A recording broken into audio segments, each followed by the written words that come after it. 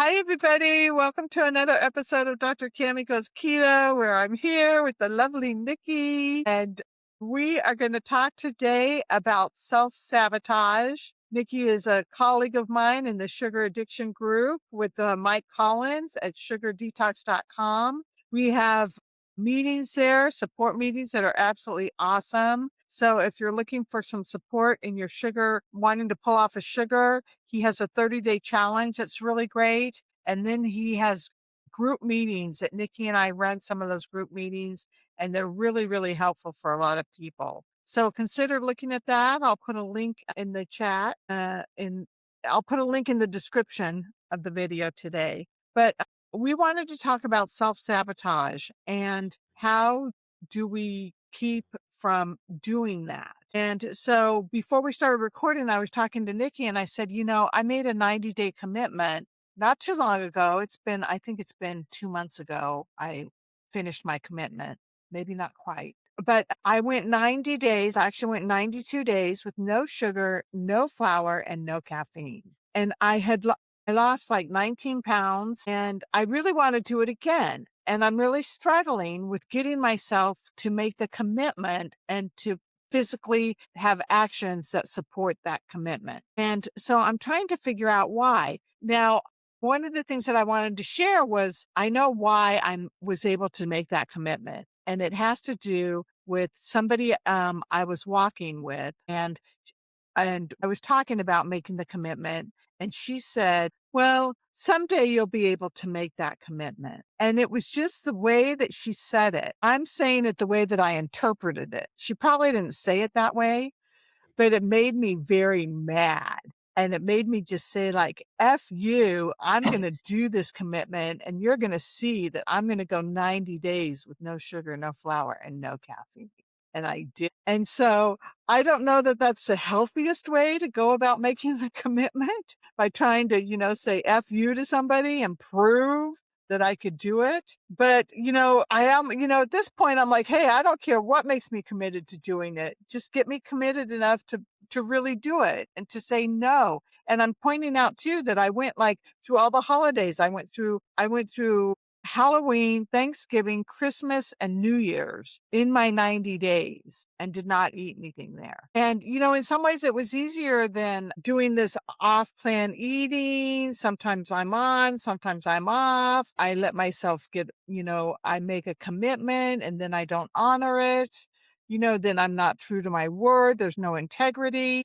And that creates shame and guilt. And then I feel bad about myself because I'm a loser. So then I want to comfort myself. So then I eat more stuff. So then, I just get into this loop that just keeps generating itself. Yeah. And so the first thing that came to my mind is when she sort of made that comment and you interpreted it that way. Basically, that was you taking on the challenge to prove somebody else wrong. So it wasn't your organic inside choice. It was because you had somebody affecting you. And I've done the same exact thing, like remember how we always used to get the revenge body? You'd break up with the guy and then you were like, that's it. I'm getting so snatched and skinny because I want him to see me in 3 months and be like, dang, I made a mistake. But that's not me just getting healthy for me. That's because I wanted to do it to, like you said, give somebody the and make them feel something. So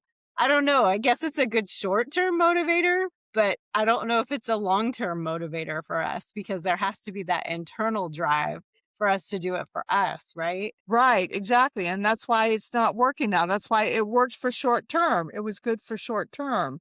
But in the long run, I think I have to look more at emotional things. Yeah.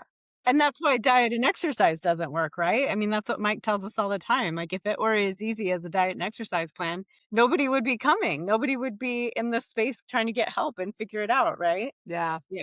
So the other quote that we had was self-sabotage is misguided self-love. So in some ways, we're thinking that our success or getting to the end is gonna be something for us. And so we're trying to protect ourselves from that. either the dopamine high of being on the diet and losing the weight will be gone, or our success will make our friends and family feel some type of way, like we'll be a threat, or we'll Yeah. hold the mirror up to them and their sugar addiction or their carb and unhealthy eating and processed foods, or we're afraid that we'll get too much attention once we're, to our goal and moving in life with more confidence and in a different way. So there's a lot of reasons. I don't know. Have you thought about those reasons, Cammy, for you personally? Wow, a lot of those are speaking to me, Nikki. And it's all about fear, right? Yes. They're all based on fear. And I know I'm single right now and I want attention from men, but then yet I don't want, when I think about getting the attention and then what that would entail, which would be maybe like having trust in a relationship and putting your heart out there, and my heart has gotten hurt a few times. That's fearful. And so I say, oh yeah, well, I want I want an open, honest, intimate, healthy relationship with a man, but yet I'm too afraid of it to make it happen, to allow that to happen. So I protect myself, with 80 pounds or whatever. Hmm. So I do see how that could be something that's getting in the way of me and making a long-term successful commitment Yeah. to going keto. Yeah, definitely. Yeah. And one of my fears is the attention. And I talked about this with Mike in one of our coaches meetings. Um, I feel like as a working mom, I'm maxed out with my day and then I'm maxed out with my energy and resources being a mom and a wife. And so I'm in that sandwich part of life where you're in the middle. You're not really young anymore, but you're not really old. You're in the middle where you're kind of at like hitting your stride with your career and you're right in the middle of motherhood and everything. And so I feel maxed out. And so if I have this, hot bod as a 40 something mom, and people are giving me more attention, I just don't have time for that. And so there's probably part of my brain that's like, we can't do that again. We don't want attention like we did in our 20s because we don't have time for that. So I think our brain is trying to protect us and keep us with a little bit of padding because it's like, well, if you just keep this padding on, you won't get that attention. You won't have to risk that new relationship and love, Cammy. And then Nikki, you don't have to worry about people asking you, well, how did you lose weight? And da da da da da when I'm just trying to do my work or I'm just trying to pick up my kid or that kind of thing. So it's like, it's a perverse way of protecting ourselves. But yet we know that the weight isn't doing anything for us. And like we were talking about with women's hormones and longevity, women are living a long time now. So do we want to get into our 80s, 90s, and hundreds and have this extra weight on us and on our liver and our heart and our internal organs and all that? No, we want to live into old age still, having fun, meeting each other in San Diego for fun, activities and girlfriend trips and stuff. We don't want to be feeling the effects of having this weight and this unhealthy lifestyle. So, yeah. Yeah, and my biggest fear is not getting there, I mean, forget your 80s, 90s, and the hundreds, if I've got this fatty liver, my biggest fear is that my fatty liver starts to scar. Yeah. Because if it starts to scar, then the next stage is cirrhosis and the next stage is a liver transplant. And, that's not something I want to look forward to. And, the fatty liver can be completely reversed with a ketogenic diet, Absolutely. in the long term. So, and I have to say that even for the last 2.5 years that I've been working on this ketogenic plan, going on 3 years, I still have so much work to do and so much growth to do, but I see improvements. I mean, I've gotten body fat from 46% down to 28 and I've lost 30 pounds. And, I do see, my markers are, doing okay. They're not really, my insulin has come down. It's still high, but it's better. So some of my markers have improved. Yeah. So, but the self-sabotage part is really strong in me. It seems like the more success I have, the louder the voices will get in my head. And who do we think those voices are? Do we think those are people from our past? Who do you think those voices are? Who Uh, doesn't want to see Cammy succeed? And there's no right answer. This is all yeah, feeling. yeah. Well, for so long, it was my mother's voice that I would hear. Mhm. but she's not mean to me anymore because she has really severe dementia. So she's just like really sweet and nice because she doesn't know who I am. Doesn't she call you the nice lady? Yeah, she goes, "Oh, you're a really nice lady." Oh Bless her my heart. gosh. Anyway, but, maybe they're my protecting voices, right? Maybe they're Yeah. my voices that think that they're protecting me, and they're really not protecting me. Mhm. They're hurting me, Yeah. Yeah. but Well, that's not how I see it.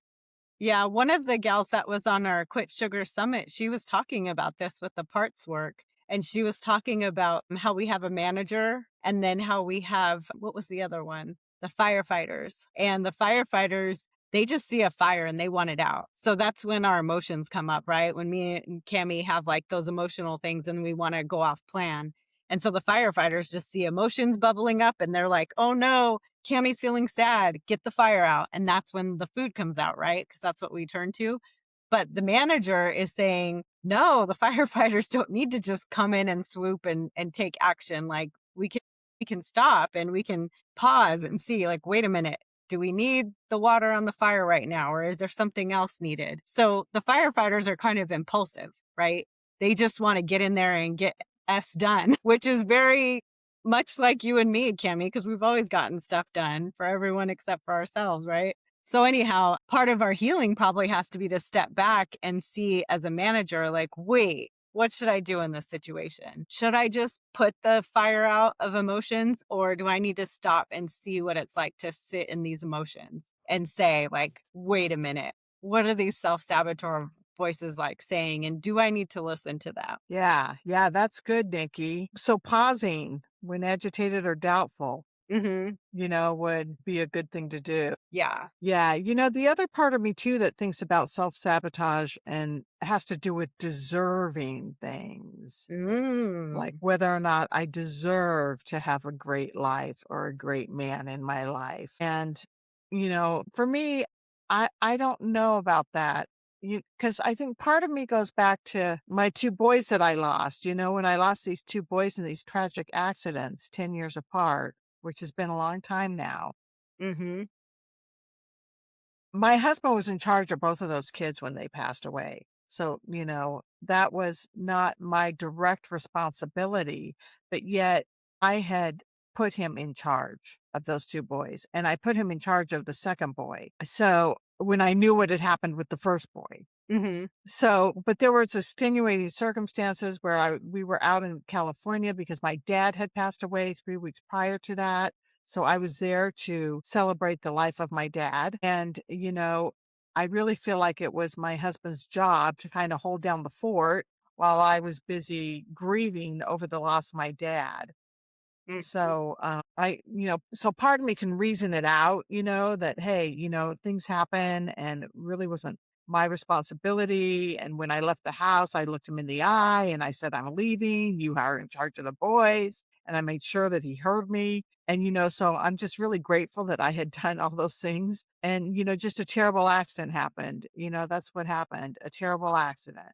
Hmm. And, God's plan was to take him early. And so part of me though I think part of me sometimes feels a little bit of shame and guilt over that. And like maybe that gets in the way of, me not wanting to live, this wonderful, extraordinary life that, if I stayed off of sugar and flour and caffeine, I could find. Hmm. Yeah. And maybe we can use your angels as some of your motivation because, the Lord took them home early and we'll never understand that, right? And same with my brother and other people and my best friend's sister and stuff. We've all lost these people that were just our heart, right? But and we'll never understand why they got taken early. But we're still Well, we here. might, when we pass, we might, Of course we, we will. we Not might in this understand earthly very life. well. Yeah, but until then, we don't know. We imagine, like, if they're up there, wherever they are, they're looking down and they're proud of us. Whether we're doing well or we're not, they're proud of us, you know? So, we can always use them as motivation and know that they don't want us to sabotage ourselves. They wanna see us successful and happy, and they don't want us to feel guilt over that they got taken too soon. You know what I mean? Hmm. They're like, "Please dry your eyes," like, yes, in the earthly time frame, this feels like forever until we're reunited, but when we get up there, it's gonna be like nothing. It'll be Yeah. like as if a second happened and we're back together. So, yeah, we can always, you know, turn that thought process around. Yeah. Yeah. Um, Well, that was a good one on the side of the guilt and the deserving. I don't mhm. deserve.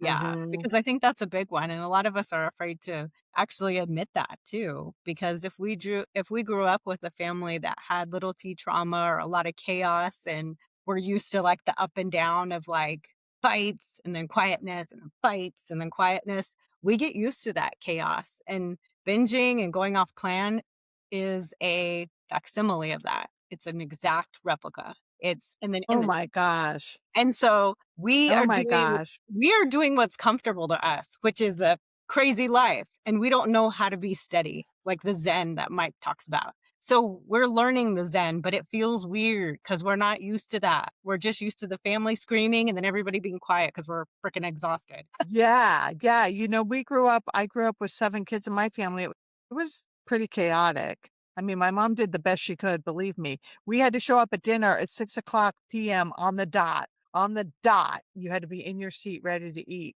And that was some stability in my life, I remember that. That was some stability. So, she did the best with the resources that she had and what she could do. But, I think you're right, Nikki, that up and down, because when I've gone 5, 6, 7, 8 days, even when I've gone 2 or 3 and life is going really smoothly and I'm on my food plan and I'm enjoying my meals and I'm eating my food and I'm dealing with my emotions and I'm reaching out and I'm going to groups and I'm talking to others and I'm praying and I'm, meditating and doing my exercise and doing all those things. And my life is just cruising along. Then like I'm waiting for like the smash to come. I'm waiting for that, drop. And when it Yeah, you're doesn't waiting for the shoe come, to drop. You're waiting for the bad thing to come because you're just like, well, it's been 7, 8 days. and so maybe that's why I create the drop because I'm feeling like I need a drop. Mhm. Yeah, you're gonna manifest it and preempt it so that it doesn't really happen. Yeah, yeah. Yeah. It's Yeah, pretty and I think a lot wild. of us do that because it's like, well, before something or someone else sabotages me or sets me off, I'll just do it because 'cause I'm sick of the waiting. Exactly, exactly. Yeah. Being present, like in the present moment. I think when you spend more time in the present moment, you're not thinking so much about the past. You're not worried so much about the future. I'm not really looking at how many days I've done well or, what my ketones are doing, for the last 5 days or, when you are in the now, I think it's easier to stay focused, to stay on your plan and to take good care of yourself. Yeah. And I'm actively working on that. If anybody has any good comments about how to stay present, I'd love to hear them because I think about the future and I think about the past and I try so hard. I got to pull out Eckhart Tolle's The Power of Now Yeah. because that's a great book. That's a great book, and I just read one called Outwitting the Devil, and it's by Ooh. Napoleon Hill, Oh, and it's very similar to, like, how his other, books on success are, but his biggest concept in that book is the concept of drifting. And so the whole book is basically him having a conversation with the devil, and you could imagine it real or not symbolic or whatever, but the devil's number one thing is to get human beings to drift. And if he can get them sidetracked and distracted and drift, then he gets them off of their goal. And I just thought wow. I was like, "Mic drop." This is like everything about recovery, right? Because if Oh we my get gosh. distracted, we get out of the moment like you're talking about, that's when we like the car goes off the road or whatever. So, yeah. Wow. So watch the drifting. Watch for Mhm. drifting in your life. That's really, really good. Yeah. Because that's what I'll do. I'll drift and I'll drift off of my food plan. I'll drift, off of my exercise regimen. I'll start, oh man, I'm gonna watch for that because I bet I do it before I go off plan. Yeah.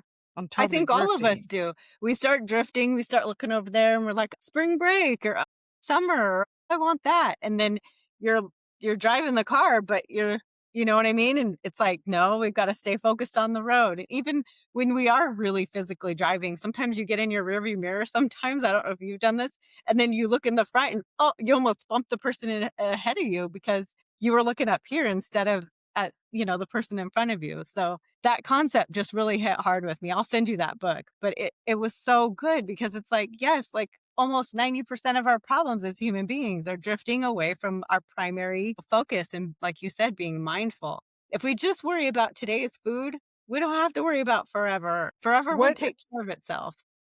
what is the name of the book? I'm gonna put a link for it. Napoleon Hill. Napoleon Hill, Outwitting the Devil. Okay. Very interesting. Oh, that's fabulous. We've talked about some really cool I stuff know. I regarding know. self-sabotage. Oh I my know. gosh. Self-sabotage is a big one. So hopefully it was helpful for you guys. And yeah. And know you're not alone, and we know we're not alone, and so we can all support each other in our endeavor. And we'll keep learning. This is not like a destination, it's a journey, right? Yeah, yeah. So we'll keep growing and learning. Yes. All right, everybody. All Take good right. Love care. you, girl. You're doing well. Love you too, girl. We'll see you. Bye. Bye.